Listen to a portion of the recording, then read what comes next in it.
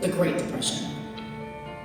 African Americans suffered the most. Last hired, first fired was their grim reality. The low-paying jobs they did have were often taken over by white people. And by the end of the decade, African Americans faced an unemployment rate of 50%. Although many people around the nation faced the same desperate conditions, African Americans often returned away from the lines at soup kitchens because of the color of their skin.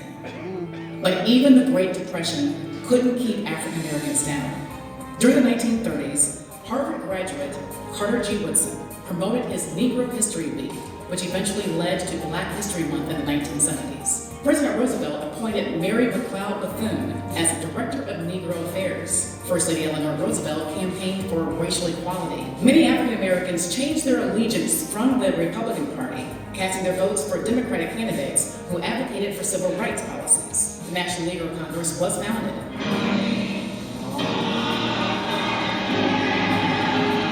Thomas Dorsey wrote, "Take my hand, precious Lord."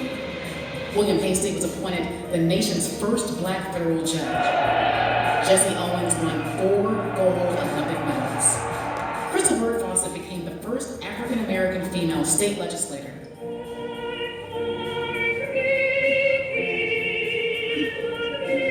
Marian Anderson sang at the Lincoln Memorial in front of 75,000 people on Easter Sunday.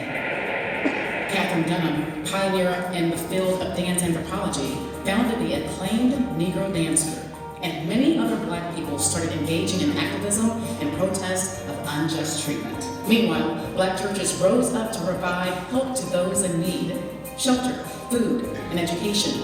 In addition to much needed spiritual food, they were the source of hope when there didn't seem to be much hope.